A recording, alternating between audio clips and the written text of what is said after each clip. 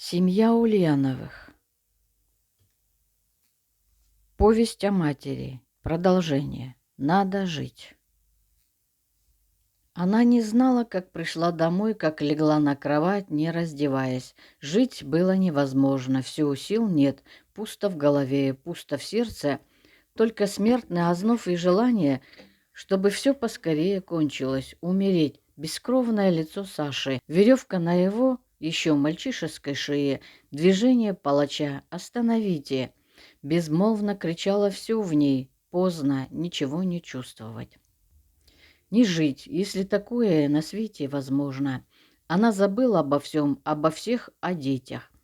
Сколько прошло времени, она не знала. Все остановилось, перестало существовать. Конец. И вдруг перед мысленным взором возникла курносая, с круглыми глазами личика 8-летней Мани. От боли в сердце мать пришла в себя. «Как же я могу? Надо жить и защитить их!» Аню освободили. Ее выслали в Кокушкино на поруки тетке Любови Александровне Ардашевой во втором браке Пономаревой. Ранняя, то туманная, то ветреная весна в Симбирске. Набухали почки на кустах сирени. Мария Александровна вошла в дом с черного крыльца, не стучась. Дети сидели с няней за столом, бросились к ней. Не было сказано ни слова, только няня Варвара Григорьевна тихо охнула. Мать долго не могла говорить о казненном сыне. Он стоял перед нею, как там, в Питере, навсегда. В начале июня в Симбирске приехал Чеботарев, с которым Саша жил в одной квартире. Незадолго до ареста Саша съехал на другую. Володя подолгу сидел с ним на откосе старого венца над Волгой. Он расспрашивал гостя о жизни с братом, о суде. Слова его речи интеллигенция слишком слаба, он не мог забыть. Один на один бороться с царизмом невозможно. 16-летний мальчик Володя подготовлен был к университетской работе, но ему еще многое нужно было понять для общественной деятельности, без которой он не представлял жизни. Нельзя бороться в одиночку, нужны какие-то другие пути, твердо решил юноша. Володя и Оля окончили гимназию с золотыми медалями. О столичном университете нечего было и думать брату казненного. Значит, Казань. Сначала поехали в Кокушкино, к Ане. Потом поселились в городе на Поповой горе, в доме Ростовой. Через месяц перебрались на Новокомиссарятскую. Гибель брата теснее сплотила семью, заставила глубже задуматься над тем, как жить.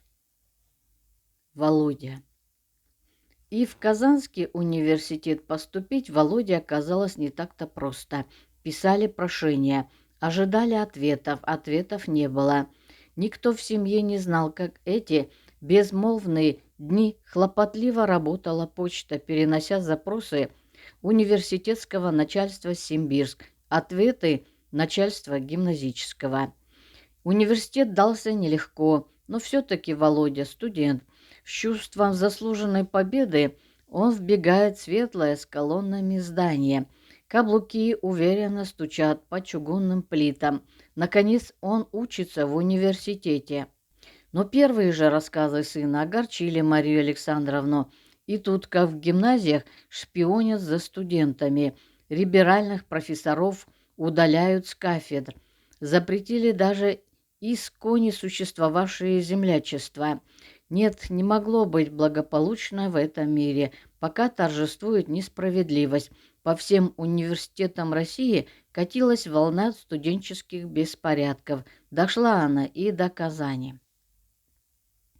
4 декабря во время стачки Владимир вместе со всеми, не задумываясь, бросил свой с таким трудом полученный студенческий билет и вышел из университета. Он не мог поступить иначе. Такими были люди в семье Ульяновых. Мать и сын в этот вечер, разговаривая обо всем случившемся, не заметили, как наступила ночь. Раздался глубокий стук в двери. Валились жандармы. Владимира арестовали. Еще пахло в комнатах кожей промокших сапог и махоркой, а Мария Александровна уже обдумывала, кому обратиться, куда написать, ведь ее дело — помогать детям, вызволять их из беды. Это ее пост. Володю выслали в Кокушкино, где отбывала ссылку Аня. Это лучшее всего, что могло с ним случиться. Потянулась одинокая деревенская вьюжная зима. Никаких соседей поблизости. В холодном доме печи всегда топились плохо. Нынче они дымили напропалую. В коридорах было сыро. Дуло из щелей. Войлочные борта старого бильярда в конец съедены молью и осыпались, стоило их задеть. Володю и Аню поддерживало то, что в кабинете покойного дяди Пономарева было много весьма замечательных книг. Все здесь напоминало детство, только как будто все остановилось, замерло под сугробами. Затихла речка Ушня, темнеет вдали унылый лес. Но вдруг забринчат бубенцы, раскатятся по залитой водовозом обледеневшей дороге сани, и к покосившемуся крыльцу подъедет барабус, привезший обшарпанный пестель с книгами из библиотеки. Теперь уже несерьезная девочка Маша Бланк и смешливая ее сестра Катя торопится распаковать его, отряхнуть от снега тугую крышку, а задумчивая Аня и коренастый подвижный юноша в студенческой тужурке — другое время, другое поколение, другая юность. И счастливое, веселое когда-то гнездо Кокушкина — место ссылки. Осенью 1888 года Мария Александровна добилась того, что Владимиру разрешили жить в Казани. Нужно было продолжать образование, а в Казанский университет дорога закрыта. Симбирский дом продали. Близился конец Аниной ссылки. Где-то следовало осесть. Через Марка Тимофеевича мать начала хлопотать о покупке хутора, втайне надеясь, что сельское хозяйство займет детей. В мае переехали в Самару. Хутор и лошадь Буланку купили в 50 верстах от города у разорившегося золотопромышленника Сибирякова. Сельским хозяйством дети не занялись, но как дача Алакаевка оказалась замечательной. Степной воздух, тишина. Старый запущенный сад уступами спускался к большому ручью. Сразу появились любимые уголки, почти как в Симбирске. Олин клен, Анина березовая аллея и зеленый кабинет. Володе в самом отдаленном углу, где он устроил и гимнастику, рэк, в 10 минутах ходу от дома пруд с купальней, как в Кокушкине. Невдалеке муравельный лес, подальше Гремячий. В скромном маленьком доме без веранды на крытом крылечке поставили обеденный стол. Вечерами у зажженной лампы занимались. В комнатах свет не зажигали, чтобы не налетела мошкара. На столе появлялось молоко и серый пшеничный хлеб, ужин семьи. Мать добилась Митиного перевода в Самарскую гимназию. Он был тихий мальчик, немного вялый, мечтательный, исполнительный, аккуратный, красивый, очень походил на деда Бланка. Скромно отпраздновали свадьбу Ани и Марка. У них образовался кружок осевших под Самарой неблагонадежных, среди которых Володя сразу нашел друзей. Шумный, любивший спор, сын поражал даже Марию Александровну своей организованностью. С утра до вечера он занимался в своем зеленом кабинете. Заодно читал и переводил с маняшей с французского. И тут он все делал по-своему, никогда не заставлял девочку выписывать слова, но постоянно к ним возвращался. Вечерами дети часто пели на крылечке под аккомпанемент Оли. Доживавшая свой век на покое няня Варвара Григорьевна ворчала: «И чего кричат?» На зиму переехали в Самару и поселились в районе, облюбованном неблагонадежными. Так уж получилось. Оля поступила на физико-математическое отделение петербургских бестужевских курсов. Маня и Митя учились в гимназии. Володя много писал. Его рефераты о книге Постникова «Южно-русское крестьянское хозяйство», о сочинениях Южакова, Михайловского, полемичные, острые, вызывали бурные споры в самарских кружках, но его тянуло в Петербург к рабочим марксистам работать, учиться. Мать знала, что сын надеется сдать экстерном за юридический факультет. Знала, как это трудно даже с его незаурядными способностями, которые когда-то тревожили ее с Ильей Николаевичем. Наконец Владимиру разрешили сдавать экзамены в Петербургском университете, и он сдал их блестяще. Это была решительная победа. Но наград судьба не дает. Вместо радостной пришла на него страшная телеграмма о тяжелой болезни Ольги. Мать поняла, если Володя дал такую, значит дело плохо. Мария Александровна научилась за свою тревожную жизнь собираться мгновенно. Собралась и сейчас. Оли не стало. Был ветреный майский день, сырой и промозглый, с едва заметным дождем и изморозью. Бестужевки, подруги Оли, шли за гробом. Володя и одна из сестер Невзоровых поддерживали Марию Александровну. Ради матери Владимир вернулся в Самару и стал работать помощником присяжного поверенного Хардина, своего давнего шахматного партнера, с которым когда-то его познакомил Марк и с которым он играл заочно по переписке, еще живя в Казани. Почти каждый день к Володе собирались друзья. Невольно улыбнулась она, заметив, как торопливо проскальзывает в его комнату Беляков и Скляренко, большой приятель Ани. За ними Яснева-Голубева. Мать понимала, что их, пренебрежительно относящихся к житейским благам, отпугивает белоснежная скатерть, аккуратно накрытый стол с чайными, вышитыми ею салфетками. Мать не умела и не хотела приспосабливаться, фальшивить, и когда они, неловкие, взъерошенные, собирались все-таки за столом, она вглядывалась в каждого, видела, что Скляренко держит себя свободно, незаконный сын интеллигентного человека. Он привык к белым скатертям, как смущается и оттого неловок Беляков, как подчеркнуто небрежно заливает чаем скатерть Голубева, капает вареньем и крошит бублики, а зря. Это наигрыш, дорогая, разве в этом дело? Ей хотелось сказать им: да не волнуйтесь вы, чудаки, все это мелочи, отдохните просто, говорите свободно. Володя чувствовал, они давно понимали друг друга без слов, все, что она думает, и чтобы она была уверена в его согласии с нею, желая доставить ей хоть маленькую радость. У обоих их исчезала из мысли Сашина гибель, смерть Оли. Он взял ее маленькую, столько работавшую руку, подержал ее в своих твердых ладонях, точно птенца, и поцеловал. И никому из молодежи, презиравшей салоны и фокусы, это не показалось диким. Когда началась эпидемия холеры, Владимир возмущался благотворительной деятельностью местного купечества и либералов. Сначала мать удивила это, как же не помогать, тем более если люди богатые.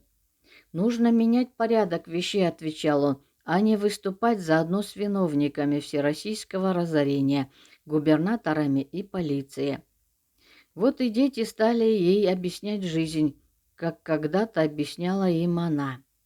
Она верила, что он найдет способ убедить людей, но как ему будет трудно жить, и как ему тесно здесь, он охладел даже к шахматам. Желая развлечь ее, он показывал фотографии в волшебном фонаре, приносил ей новые книги, но мать видела, что 4-я зима в Самаре для Владимира мучительна. У каждого из детей была своя мечта. Аня хотела стать писательницей, Маня — учительницей, Митя — врачом. Мать угадывала в стремлении Владимира в Питер не только тягу к широкому полю деятельности и большой практике, туда, где много заводов и фабрик, но и боязнь за семью, за то, что его работа может стать для них опасной, как будто мать оставит его в беде. 5 октября 1893 года Владимир Ильич писал уже из Питера в Москву. «Вчера получил, дорогая мамочка, письмо твое от 2Х. Комнату я себе нашел, наконец-таки, хорошую, как кажется. Других жильцов нет. Семья небольшая у хозяйки, и дверь из моей комнаты в залу заклеена. Так что слышно глухо. Комната чистая и светлая, ход хороший. Так как при этом очень недалеко от центра, например, всего 15 минут ходьбы до библиотеки, то я совершенно доволен. На Волковом кладбище был вскоре после приезда. Там все в сохранности, и крест, и венок. Любящий тебя В. Ульянов». Устроившись в Москве, мать с Аней поехали в Питер. Владимир Ильич во всем походил на отца. Также безразлично ему было, в каком состоянии его одежда, что пальто износилось, кто подумает об этом, кроме матери. Пальто купили. В Москве поселились недалеко от Кремля.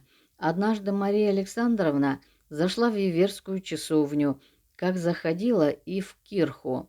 Любила старину историю, но все настроение было испорчено. Вернулась и рассказала Мите о монахах. Какие они жадные, толстые, наглые, как они нахально выпрашивают деньги. Один их вид может побудить людей перестать верить. Семья стремилась съехаться хотя бы раз в год на даче. Так было и летом 1894 года. Владимир Ильич приехал в Кузьминки, около станции Люблино, под Москвой. Много гулял с младшими, много писал, подготавливал для опубликования тетрадки. Что такое друзья народа и как они воюют против социал-демократов. Товарищи взялись напечатать их на мимеографе. Аня, все серьезнее входившая в дела брата, не успела прочесть всех тетрадок до его отъезда и очень досадовала, что не прочитала ту, что направлена против выступлений Михайловского, враждебного социал-демократа.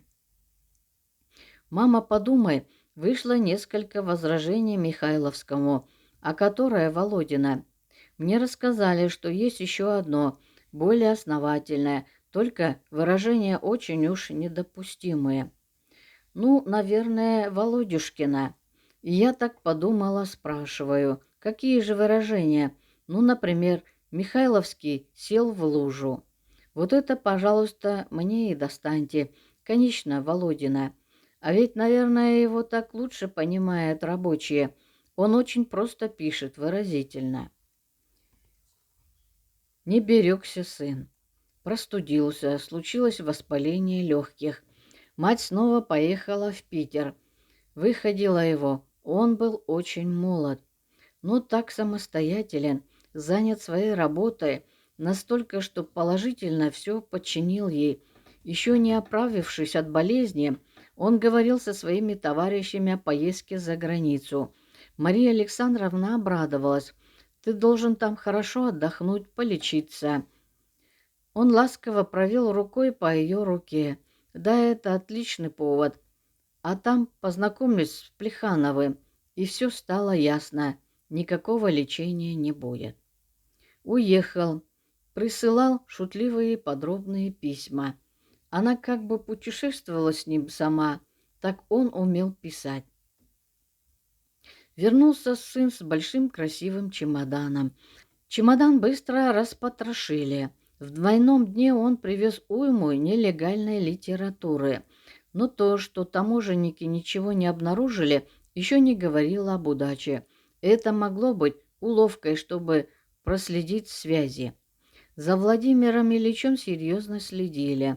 Он замечал это и, смеясь, рассказывал.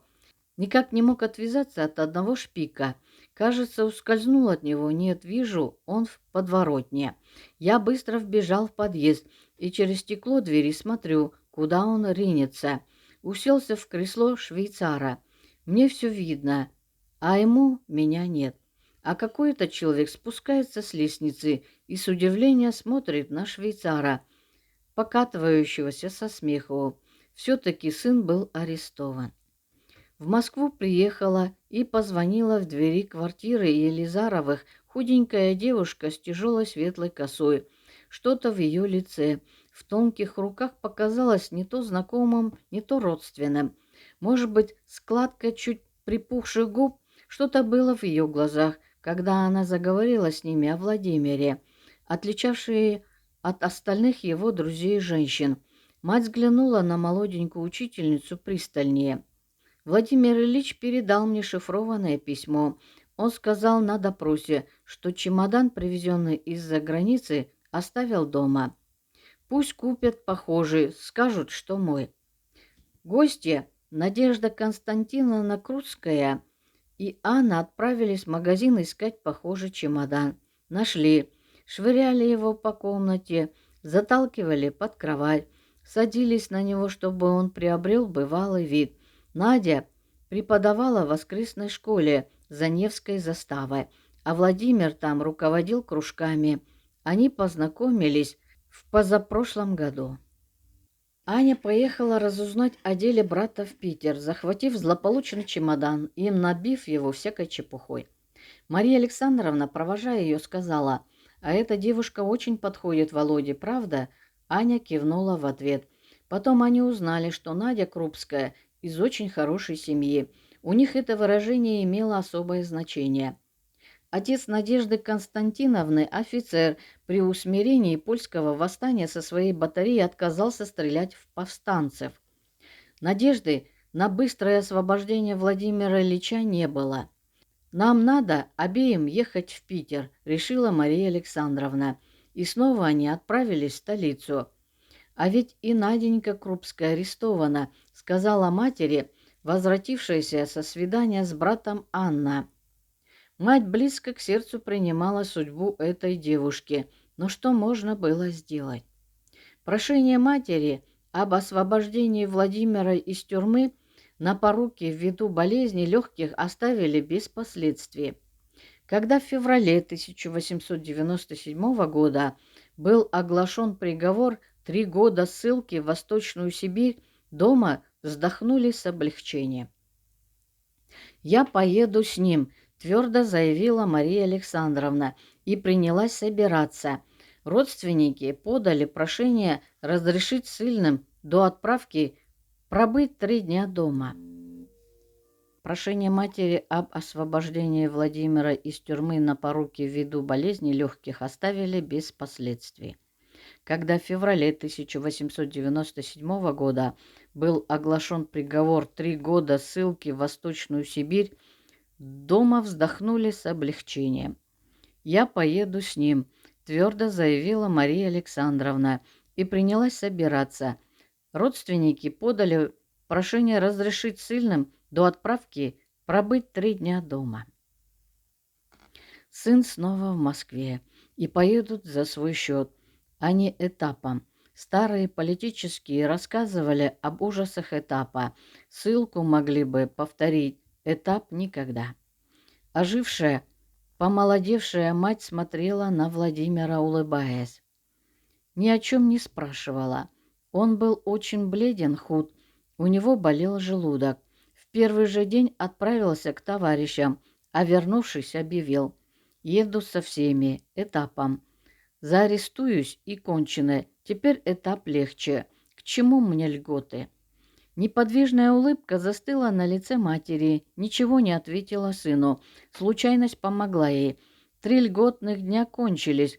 Заарестованные в Питере декабристы еще не прибыли в Москву. Охранка вызвала Владимира Ильича и объявила: либо получение проходного свидетельства на завтра, либо немедленное заарестовывание без свидания с родными. Владимир Ильич выбрал первое, не мог не проститься с матерью. Узнали, что получившая ссылку в Уфу Надя Крупская настаивает, чтобы ее выслали в Шушу. «Значит, там я не нужна», — без горечи сказала Мария Александровна. «Передам его с рук на руки Крупским и буду совершенно спокойна». Не кончился еще год Володиной ссылки, как арестовали Митю. Он участвовал в делах Московского рабочего союза. Да, все получалось правильно, неизбежно, но сознание этого не становилось легче. Скорее бы кончилось, перевернулось бы все, и наступила справедливая жизнь для всего народа. И снова усердием мать передала книги, зашивала в холст туровыми нитками толстой иглой посылки, смачивала их и химическим карандашом выводила адреса, читала газеты, научилась видеть между строк. Времени на тоску, на раздумья не оставалось. Покупал иллюстрированные журналы не только читать, а потому, что картинки пригодятся в Сибири ребятишкам Володиного и Надиного друга, польского рабочего Проминского. Некоторых товарищей своих детей она знает, а других слышала. Третьи остаются неизвестными. Но она вместе с посылками в Шушу готовит им передачи, белье, упаковывает принесенные Аней книги, покупает долго терпеливую еду. То, что не портится, доктор Гаас, чудак в длинных чулках, был один. Он растратил свое состояние, помогая ссыльным. Сейчас безымянные газы всюду, в семьях ссыльных заключенных в тюрьмах среди знакомых и незнакомых. У них нет состояния, но они объединяются, порой не зная друг друга, и помогают детям, братьям, отцам. Мария Александровна иногда успевает прочесть или перелистать отправленные книги. Она видит, как Анна сидит над переводами для редакции, над корректной Володиных работ и помогает ей. Это такая радость, пишет Маняша 26 декабря. После твоего отъезда засели мы с Аней за переводы английских рассказов, так как Горбунов торопил их и давно уже. Все покончили и отправили. Теперь перевожу рассказик с немецкого. Занялась бы этим с удовольствием, если бы был интересный материал. Ей исполнилось 63 года. Она работала, зарабатывала, помогала работе детей, стремилась к Володе. Володя в ссылке освоился, даже щенка Пегаса. Володя в ссылке освоился, даже щенка Пегаса завел, ездил в Минусинск, охотился, готовился всей своей компанией. Выражение Нади, изменение судеб России. При этом Мария Александровна так и видела его блещущие лукавством и умом коричневые глаза, его выразительное внешнее сходство с отцом, и в то же время такое все его еще не бывалое. А летом, поддерживая раз и навсегда заведенный порядок, Ульяновы собрались на дачу в Подольск. Крохотный городок, можно в нем остаться и на зиму. Приехала лечившаяся в Крыму Анна, приехала Маня. Ждали их из тюрьмы Митю. В саду по традиции сохраняли к его возвращению куст орехов, как когда-то вишни для Ильи Николаевича. Митя вернулся в августе. В письмах Володи и Нади часто они писали вместе. Все выглядело идиллически. Все это не так, конечно. Молодое счастье помогает терпеть ссылку. То, что Владимир Ильич за 3 года напишет больше 30 работ, которые выйдут в историю революции в России, подготовят самый крутой перелом мира, даже мать не могла представить. Жила всегда настороже, всегда в ожидании, в напряжении. Не раз собиралась в Шушенское. Но нужда была тем, кто здесь. Сын писал о группе сосланных в Якутию. Мать разыскала их родных, передала адреса. Знала она его бои с ревизионистами, с экономистами, Прокоповичем и Кусковой. Она возмущалась их кредо. Она не была революционеркой, просто была матерью. Болела об их работишке, как говорила Надя, о квартире, питании, здоровье, бедах Ванеева, о детишках Проминского. Сын просил помочь Анатолию Ванееву, значит, надо помочь. Но Анатолий все-таки умер, и это было ее горе. Обыски оскорбляли ее, аресты заставляли предполагать более страшное, чем было на самом деле. Боялась вынесут ли физически, сколько потерь. Поехала в Петербург, в департамент полиции просить о переводе Владимира Ильича из Енисейской губернии, хотя бы в Псков. Владимир говорил, что мыкаться по присутственным местам дело зачастую сугубо неприятное, более неприятное, чем сидеть. Так оно и было. Дмитрия выслали в Тулу, Марию в Нижний. Нужно было разрываться между Тулой и Нижним, только бы хватило сил. Во Францию. Детей никогда не оторвать от материнского сердца, закроет Мария Александровна глаза и физически ощутит их присутствие, дыхание, голоса, привычные движения. «Не горбись, Володя, у тебя одно плечо выше другого. Маняша, не хмурься». Последние годы жизнь становилась все труднее. Жили в Москве, на окраине, ждали с Аней Володю. Его должны освободить в январе 1900 года. Наконец, выеду, если не надбавят срока. А если надбавят, прибирать, чинить, кипятить, ходить в лавочку, быть как всегда, улыбаться, сесть за рояль, а мысли там. Все воспоминается теперь, как она едет во Францию, в чужом заграничном вагоне, когда нечем занять себя и руки, не привыкшие к праздности, лежат на узеньком столике. Мысли возвращались назад, в прошедшее домой. Дом был там, где собиралась вместе семья, и уже давно не было дома в обычном смысле. Потом они научились ценить минуты встреч. Сейчас она едет, чтобы увидеть Володю во Франции, в Нормандии. Вспомнился скромный, почти дачный дом в Подольске. Сюда к Владимиру Ильичу приезжали Лепешинский, Шестернин с женой.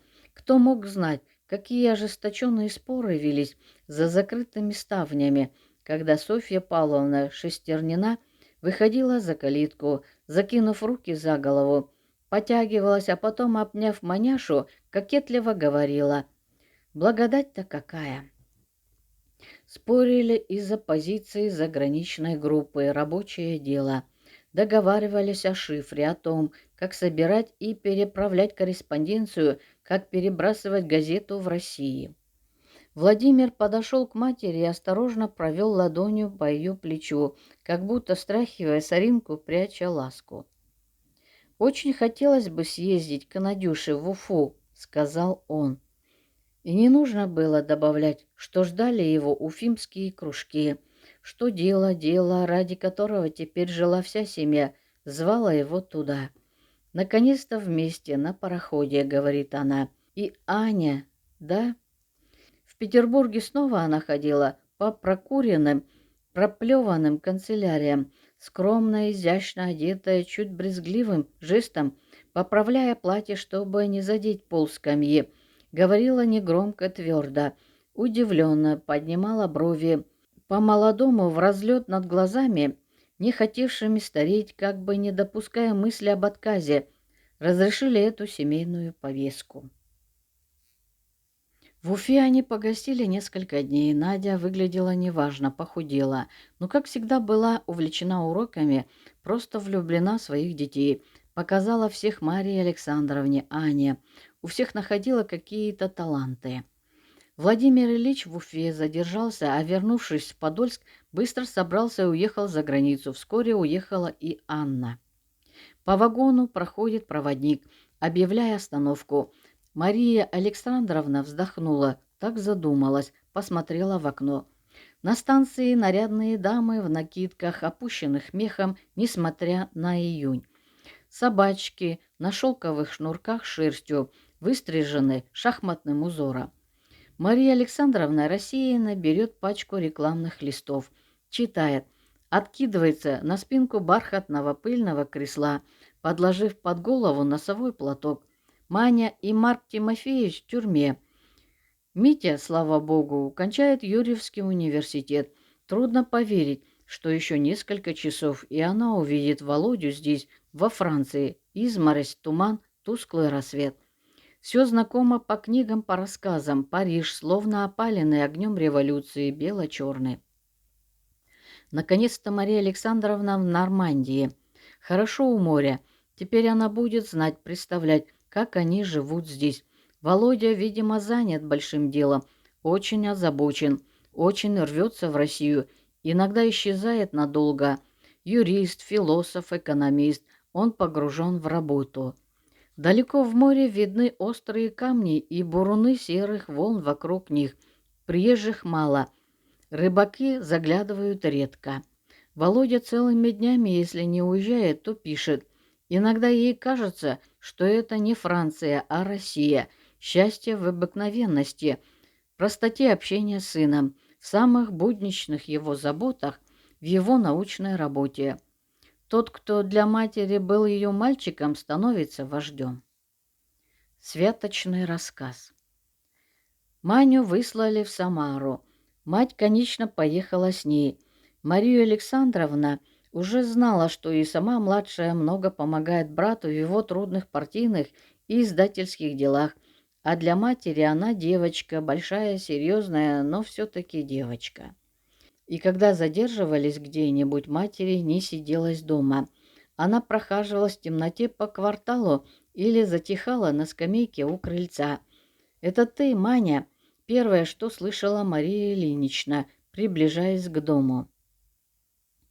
«Я беспокоилась, почему тебя долго нет. Тон чуть извиняющийся. Проводил тебя кто-нибудь?» «Мама на посту, значит, на засаду не нарвешься, значит, все спокойно», — мелькала в мыслях Марии, а мать, вздохнув, говорила. «Как хорошо будет, когда не будет ни тюрем, ни решеток, и люди будут свободны». Она давно перешла в новое поколение, оставив далеко позади ровесников. Ей важно было чувствовать только то, что она нужна молодым. С радостью она держала корректуру их статей, переписывала Манины служебные бумаги. Наблюдая даже издали, как дружны Владимир и Надя, как схожи их интересы, широк горизонт, читая их письма из-за границы, он бродяг от партии прогулистов, видя, как счастливы Аня с Марком, зная, что они не только лучшие друзья, но товарищи-единомышленники. Мария Александровна меньше тревожилась за них. Митя женился на милой девушке Тоне, живет в Малороссии. Мария Александровна понимала самые сложные жизненные ситуации. Аня и Марк то и дело в разлуке. Надя часто болеет. И все же, что бы ни случилось, есть у них душевная опора. А с нею ничего не страшно, все перенесут. Это она знала про себя, мечтала о замужестве Мани. Под новый 1904 год все решили съехаться в Киеве. Дети на свободе, все как будто спокойно. Нарядный, сверкающий инеем и рождественской иллюминацией город. Декабрь, а воздух мягок, снег кажется теплым. Невольно улыбаясь, она проходила мимо витрин теплых, полных краснощеких Дедов Морозов, Снегурочек, гномов, смешных ватных черевиков и елок, овешанных переливающимися всеми красками стеклянными шарами, и думала, кажется, мне выпало нынче быть мальчиком у Христа на елке. Дети, зная, как Мария Александровна любит елку, привезли большое свежее дерево, и квартира наполнилась, как в детстве, смолистым запахом. В гости ждали Крыжановских, Глеба Максимилиановича и Зинаиды Павловны. Они должны были привезти письмо Владимира Ильича. Аня проверила шахматный, специально заказанный у верного человека чудо-столик с тайником для нелегальной литературы. Мария Александровна впервые за долгие годы напряженно спокойно прошлась по Крещатику. Надышалась свежим морозцем, купила золоченных орехов, краснобоких яблок, конфет в блестящих обертках и позвонила у парадного квартиры Елизаровых на Лабораторной. Все было готово. Дети торопились окончить приготовление до ее прихода, чтобы она не устала перед ужином. Но она, обрадованная и растроганная, все ловила себя не на осознанной тревоге, отвыкла быть спокойной. Мысленно подшучивала над собой. Все было как надо, только червячок, точивший сердце, не хотел затихнуть. Собрались вовремя, и Крыжановские привезли не только письмо Володе, но и статью старика, почему я вышел из редакции «Искры». Перепечатать, размножить присланную статью и разослать ее в организации поручили Мане. Она, гордая, спрятала документ в тайник шахматного столика. Никто не помешал встрече Нового года. Жандармы ворвались, когда гости разошлись. И вот там, где пахло нагретой хвоей, потянуло шинельным мокрым сукном сапогами. По намытому натертому полу отпечатались грязные следы. Мария Александровна сидела в кресле у шахматного столика. Перед ней упавшие фигуры неоконченной партии. Гордая голова матери, как всегда, была поднята. Мария Александровна подперла подбородок рукой и с презрением смотрела на жандармов, переворачивающих вверх дном мебель. Обеих дочерей увели. Хорошо, что Митя с Тоней ушли домой. «Мамаша, сомлевший», — сердобольно сказал один жандарм, — «с праздником». Она не ответила. Они хозяйничали до вечера, но как только незваные гости удалились, встала и быстро-быстро накинув тальму, заторопилась предупредить Митю. Но Митя и Тоня были арестованы. Вот и кончился святочный рассказ про мальчика у Христа на елке. На этот раз Мария Александровна оказалась совершенно одна в чужом городе. Скорее написать Володе и Наде в Швейцарию, посоветоваться, подать прошение, пойти узнать, где сидят дети, в чем их обвинили, сделать передачи. Квартира выглядела разбитая, разграбленная. Нужно было прибрать, разобрать. Внимательно встряхивала она и развешивала одежду в шкафах, расставляла книги, сметала мусор вместе с осыпавшейся хвоей в печках. И думала, мучительно думала, как снова добиться свободы для детей. Шахматный столик стоял нетронутым. Материалы, присланные Володе, в сохранности. Знала, за ними должны прийти друзья, большевики, непривычное слово. От Володи и Нади пришло первое письмо. Оно было полно внимания, нежности, забот о литературных делах. Володя понимал все лучше, чем она здесь. В жандармском управлении старались представить дело серьезнее, чем было в действительности. Вот и Володя, ему виднее, пишет, что, может быть, забрали их за компанию, а жандармы наговаривали таких ужасов, что Мария Александровна возвращалась каждый день на лабораторную, измученная, с одышкой. 4 тюрьмы, 4 узелка с передачами. С утра до вечера покупки, стряпня, котлет, пирожков. Всего, что нужно было распределить между соседями по камерам. А число их то и дело менялось. Сама есть забывала. Что должна была подумать мать, когда однажды, придя с передачи, она увидела усатую хмыляющуюся рожу и услышала, что детки не желают передачи и от свидания отказались. Она не могла найти объяснение, предполагала самое худшее. Нагруженная пакетами уехала обратно и в положенный день явилась снова и снова услышала то же самое. Проезжала, бродила возле ворот тюрьмы. Вдруг увидит, сколько времени прошло, пока она узнала, что арестованные в знак протеста против безобразного обращения с ними объявили бойкот скоту-жандарму и не принимали через него передачи.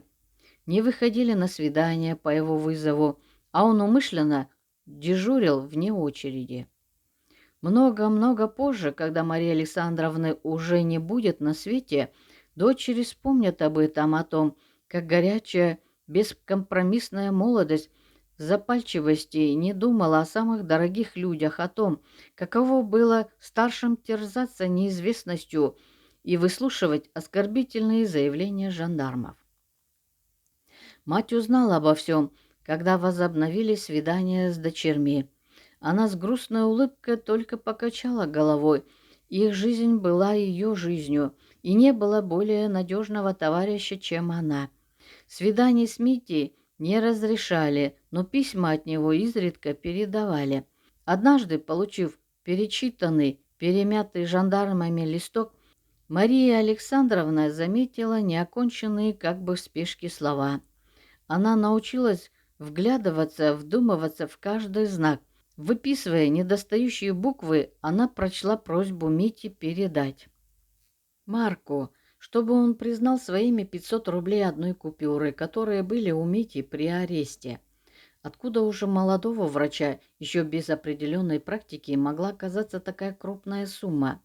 Матери не нужно было объяснять, что деньги принадлежали партии, и когда Елизарова как свидетеля вызвали на допрос, он подтвердил, что дал деньги взаймы на обзаведение начинающему врачу. Обвинение в хранении партийных средств отпало. Полгода тянулась жизнь в Киеве, радовали только письма из Швейцарии, но вот освободили Аню и Маняшу, скорее сообщить Володе и Наде. Надежда Константиновна писала: «Крепко вас обнимаю, мои дорогие. Только вот нехорошо, что у обеих вас здоровье плохо. Отдохнуть вам непременно надо. Главное – отдышаться на свежем воздухе. Киев все же город». Дорогая мамочка, приписываю наскоро пару слов. Большущий привет Маняше и поздравления с свободой. Тебе надо непременно отдохнуть летом. Пожалуйста, переберитесь куда-нибудь на лоно природы. Твой Владимир Ульянов. На то, чтобы радоваться, тоже нужны силы. Вот все на свободе. Дочери Митя, Тоня, Митя и Тоня едут в Симбирск, хотя он получил место санитарного врача. Елизаровы съезжаются с Саблина под Петербургом на даче, и Маняша увозит Марию Александровну к ним. Нужно опомниться, отдохнуть. 1905 год принес с собой революцию. Правда, первый революционный натиск был отбит самодержавием. Дни взлета сменяются годами реакции, но партия не сдается. Владимир Ильич в эмиграции. Скляренко, избранный делегатом на 5-м лондонский съезд партии, повидался с ним. Вернувшись в Петербург, он пришел к Елизаровым, без конца рассказывал о съезде. Стосковался по музыке Мария Александровна, и она играет для него подолгу. Если отрывают хозяйственные дела, он просит играть Анну. Разнежившись, говорит: «Спойте, пожалуйста, я видел березку». Анна рассмеялась: «Ну и вкус». Но Скляренко серьезно ответил: «Люблю или боевую песню, или уже сентиментальную. Выслушайтесь». Ведь что-то есть такое. Закашлялся, махнул рукой. Здесь он был дома. Обосновавший в любой необжитой комнате, Мария Александровна, как волшебная царевна, выпускавшая птиц из рукава, создала домашний мир, уют, покой, и измученный человек, забежав сюда, обретал уверенность. Вздохнув, с новыми силами шел дальше. Так было и со Скляренко. Он был у них, сам не зная того, последний раз. О тюрьме, об этапе успел рассказать, в своих очерках «За решеткой», «Приемный покой». Анна и Мария Александровна читали их «Вестники Европы». Едва сдерживая слезы, подписывался он, Марусин. Письма в Москву приходили почти ежедневно, но Мария Александровна не знала, что за границей у Мани, поехавшей к брату. Обострился аппендицит. Владимир и Дмитрий решили согласиться на операцию сестры. И только когда Маня стала поправляться, сообщили матери. Вот начали скрывать, беречь. Значит, пришла старость, подумала Мария Александровна. Анна уговорила ее поехать к Мите в Крым, а Владимир и Надя все звали к себе. Встреча с ними восстановила бы ее силы. Если большее счастье. Сентябрь в Стокгольме. Еще тепло, много цветов. Рыночные площади уставлены жестяными кувшинами, похожими на урны, и в них такая яркость, такая нежность красок, аромата, свежести. Она написала Ане в Тереоке: «Дорогая Анечка, сегодня утром отправили тебе телеграмму, а сейчас опишу тебе наше путешествие. Доехали мы прекрасно, качки совсем не было, пароход опоздал и подошел к Стокгольму в начале 10-го. Мы стояли с Маней у самого барьера и вскоре увидели Володю. Я не узнала бы его, если бы Маруся не указала. Она прямо взвизгнула от радости, когда увидела его. Я нашла его очень похудевшим и изменившимся, но он уверяет, что чувствует себя очень хорошо. Сняли 2 комнаты, одна побольше для меня и Мани, другая для него. Очень хорошенькие, уютные, невысоко подниматься, и мне понравился здешний стол. Можно получить и овощи, и каши, и самых свежих яиц, и молоко. Маня целует тебя. Не было ли писем от Мити и Тони? Напиши, если что узнаешь о них, что пишет Марк. Хочу написать ему отсюда. Володя, как всегда, внимателен, предупредителен в каждой мелочи. «Мама, ты хочешь пойти с нами на собрание рабочих эмигрантов?» — спросил он ее утром. «Ты будешь выступать?» Она заволновалась. «Где?» «Буду. Ты столько помогала нам. Они ни разу не были на наших официальных сборищах». Конечно, она хотела. Заранее собралась. Посмотрела в зеркало. Кажется, все в порядке. Они с Маней пришли в Народный дом. Общество называлось «Досуг и польза». Небольшой зал был снят на этот вечер. Сели поближе, чтобы слышать получше. Когда сын вышел к столику, заменяющему трибуну, у нее ёкнуло сердце. Первый раз она услышит выступление Володи. Он заговорил оживленно, весело. Конечно, ей вспомнился другой зал и другая речь, но там был суд. Здесь народ собрался отдохнуть, узнать, как поправить свою жизнь. Владимир говорил живо. Ирония и добрая шутка, устремленность, весомые слова, раскрывающие двери, срывающие завесу за завесой, путь вперед. Как он напрягается, так его ненадолго хватит. За всегдашней ее сдержанностью не видно волнения, но сердце колотится так, что от шума в ушах она не все слышит, как тогда. Она давно и навсегда поверила в дело своих детей. По-прежнему приходилось следить за каждым своим словом, быть осмотрительной. Зайдя на пароход, принадлежавший русской компании, уже невозможно было еще раз обнять сына, потому что на русской палубе его могли арестовать. Тоска вдали от сына, в особенности после поездки к нему, становилась все острее. Очень-очень тяжело без него дома. А 1910 год оказался счастливым. Все дети были на свободе. Володя и Аня переехали в Париж, в Ланжумо. Путь всегда в гору. Веселые, отнюдь не беспечные люди. Те, кто многое перенес, знают цену радости, умеют ценить минуты без горя и опасений. Марк получил работу в Саратове, в страховом обществе, и все переехали туда. В это время в их семью вошел Гора Лазгачев, 5-летний сынишка дворника. Елизаровы решили взять его к себе. С появлением Горы в семью снова 3-й раз вернулось детство. Больше других занималась с мальчиком Мария Александровна. Передавала ему то, что знала сама, а время несло небывалые вести. Б.Я. Розинг провел первые в мире телепередачу. Руаль Амундсен достиг Южного полюса. Подошла весна. Россию потряс расстрел. На Ленских приисках семья жила на стороже. И в ночь на 8 марта пришли жандармы, увели Марию и Анну. Марк Тимофеевич вот-вот должен был вернуться из командировки. Мария Александровна осталась одна. Она рано утром отправилась на пристань. Когда пароход причалил, к их исходям подошел Марк. Мать сделала понятный ему знак, и Елизаров не спустился на берег. Прямо с пристани она поехала в жандармское управление узнать о судьбе дочерей.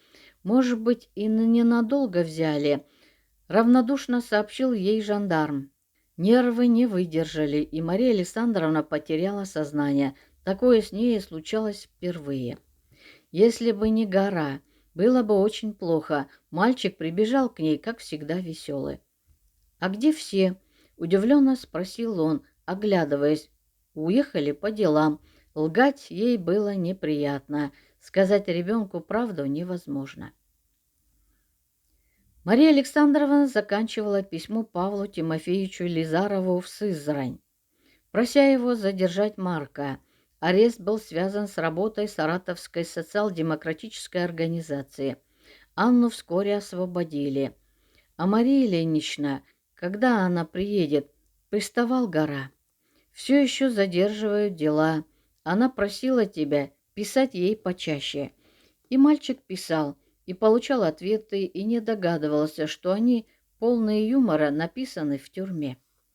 В июне Владимир Ильич переехал в Краков. От Анны мать знала, что это вызвано необходимостью быть ближе к редакции газеты «Правда», начавшей выходить в Петербурге. Поехали с Анютой по Волге, по Каме в Пермь. Гора остался с родителями. Знакомые берега плыли за окнами парохода. Тянуло к изящным дымам, рогожами, воблой, скошенной травой, речной свежестью. По ночам горели костры.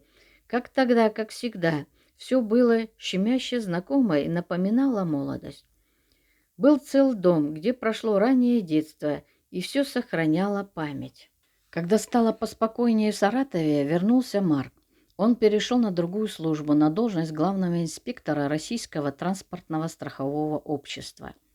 Звучало солидно и служило хорошим легальным прикрытием для подпольной работы. Мария Александровна чуть ли не каждый день относила передачи маняше, писала ей: «Теперь 6 час, и я представляю себе, что ты гуляешь теперь, голубушка моя. Переношусь мыслью к тебе. Очень рада была бы узнать, что ты бодра и чувствуешь себя хорошо. Дай Бог, чтобы так было и дальше. Надеюсь, что скоро будешь свободна, а может быть, мы отправимся вместе, куда судьба велит». Понемногу Мария Александровна готовилась к отъезду. Куда? Этого еще никто не знал. Укладывала неизменный погребец, шкатулку с нитками, иголками. «Куда ты, мама, столько ерунды набираешь?» — спросила Анна. «А вдруг в дороге кому-нибудь понадобится?» Такая она была мама. Съездив к Мите в Крым, Мария Александровна и Анна с Горой поселились в Вологде, возле Мани. Жизнь осложнялась не только опасностями работы, закрытием «Правды». Болела Надежда Константиновна. Владимир Ильич делился с матерью: «Дорогая мамочка». В среду, наконец, после 2-недельной подготовки в клинике Надю прооперировали. Операция, видимо, сошла удачно, ибо вчера уже вид был у Нади здоровый, довольно начала пить с охотой. Операция была, по-видимому, довольно трудная. Помучили Надю около 3 часов, без наркоза, но она перенесла мужественно. Закрытие газеты, в которой я писал, ставит меня в очень критическое положение. Суббота, 26 июля 1913 года. Берн. В одну из этих тихих ночей полиция нагрянула к ним на дачу и устроила обыск. Потребовали паспорт у Марии Александровны. «Мария Ульянова, вы?» «Я». «Отдайте все нелегальное, что у вас есть». Мария Александровна молчала, радуясь в душе, что ошибка может отвести беду от маняши. Ее обыскали. Тут возмутилась Анна. «Да вы что, издеваетесь? Не видите, с кем разговариваете?» «Обязан все сделать по форме», — твердил пристав. И сделал.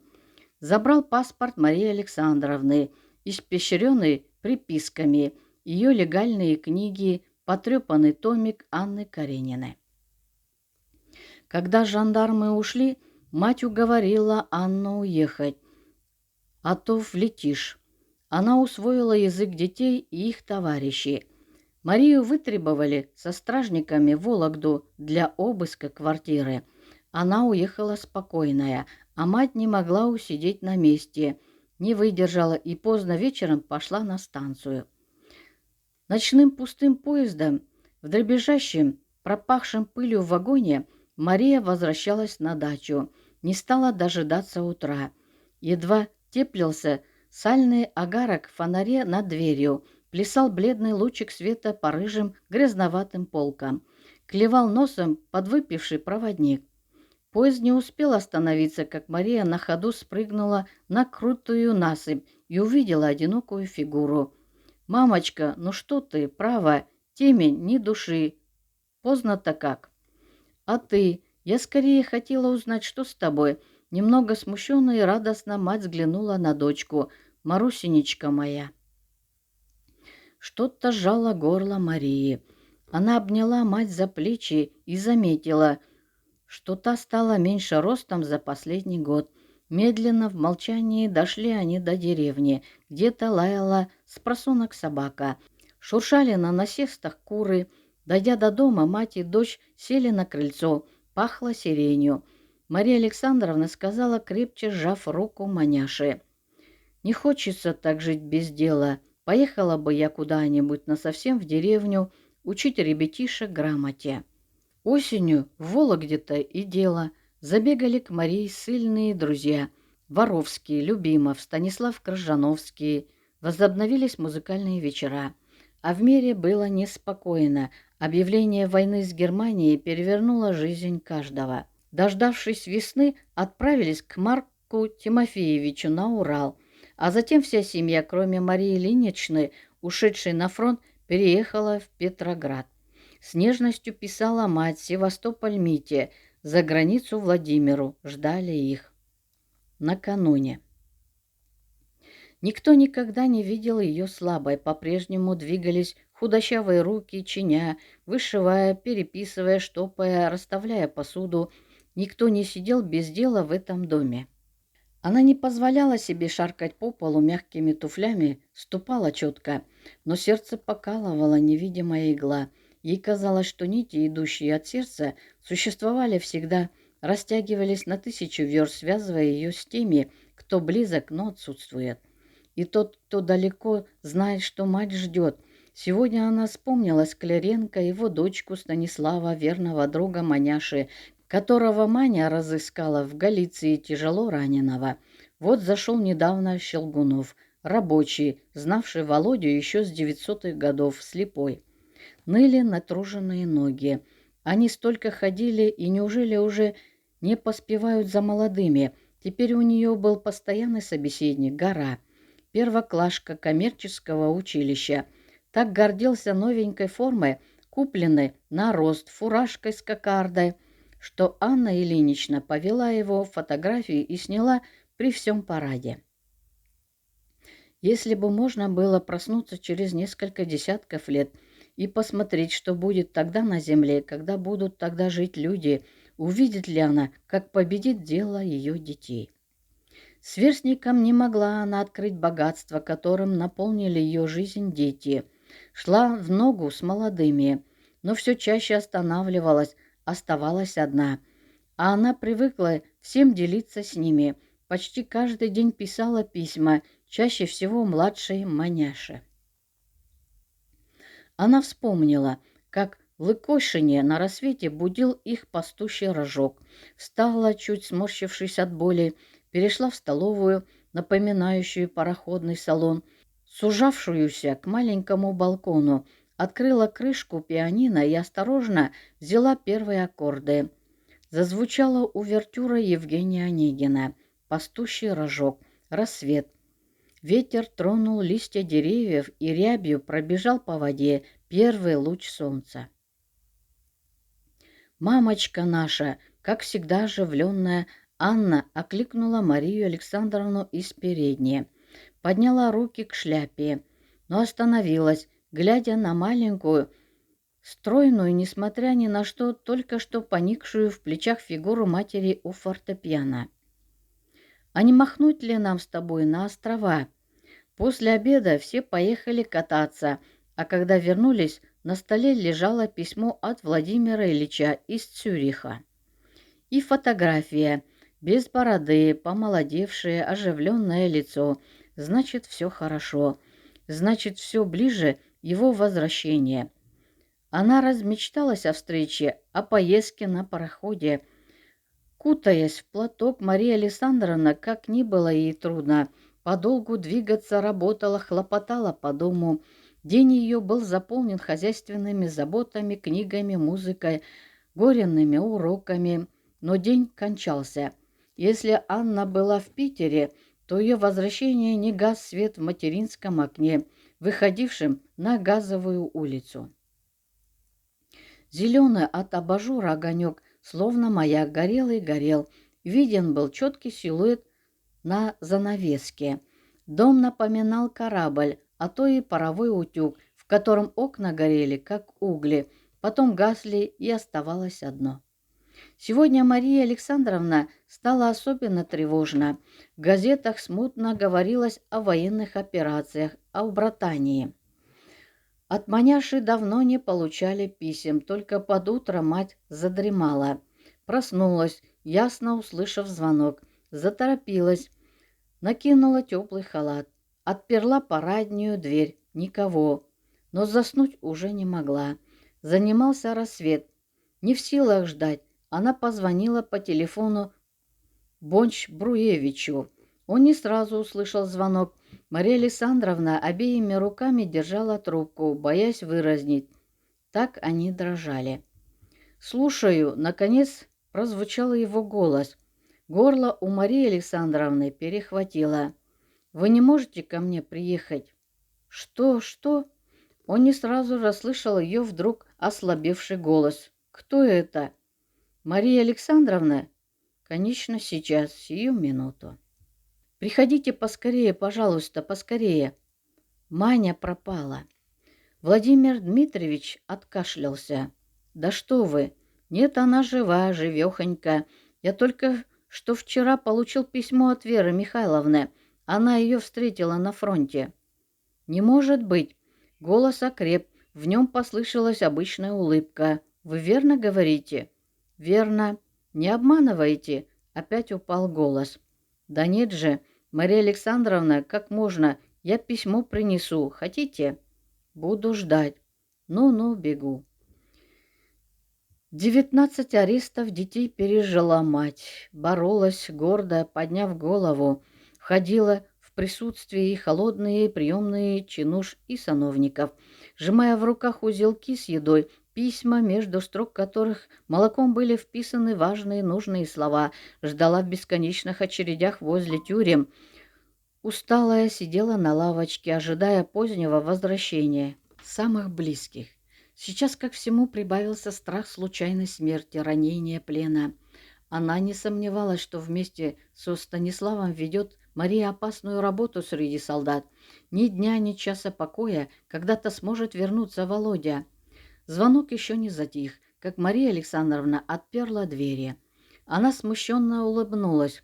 «Потревожила я вас такая рань». Владимир Дмитриевич протянул ей письмо жены. «Может быть, мне прочесть его?» «Да-да, прошу вас». Они прошли в комнату матери.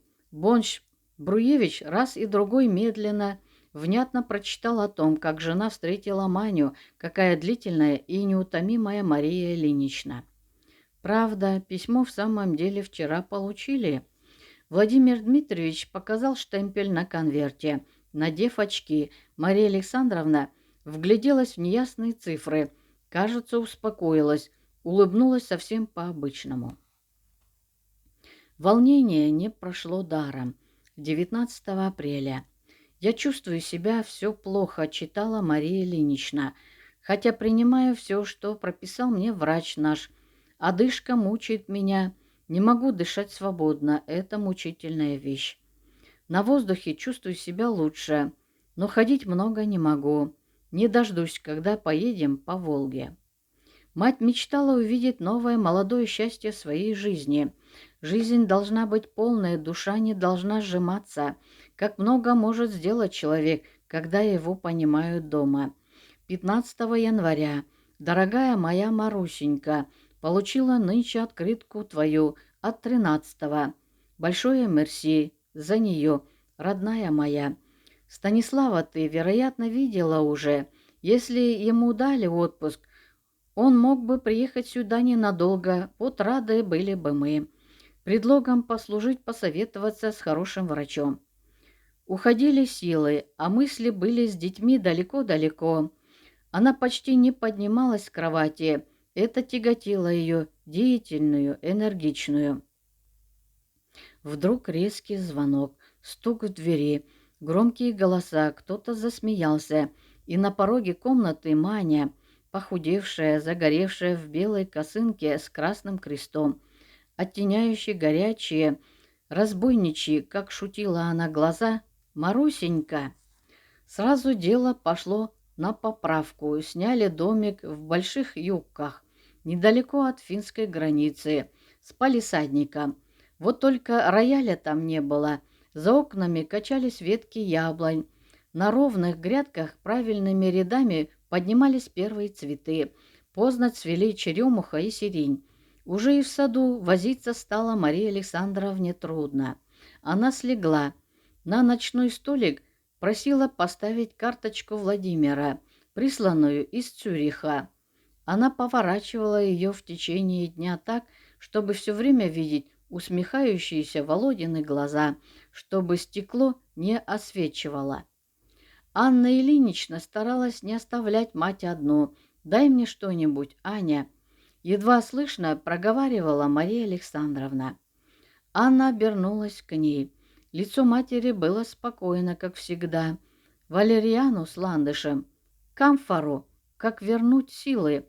Ох, если бы приехал Володя, но это невозможно.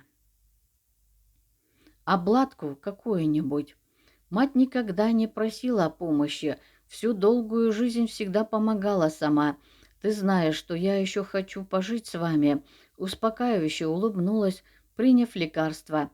Она устала даже от этого движения, сказала, что Бог даст. Медленно тянулись дни. Иногда она ловила себя на том, что пролежала час-два в каком-то забытии. Ее тяготила невозможность самой ухаживать за собой. Дети так заняты. Иногда казалось, что она в Симбирске. Медленно, слишком медленно шло лето. Никогда не ощущала она этого. Ей всегда не хватало времени. Она рассматривала свои руки, худые пальцы стали узловатыми. Всегда веселая выдумщица Маня затихла. Сегодня она читала ей вслух новый роман. Вспоминала, как мать переводила с английского, как смутило ее появление в газете первого ее перевода.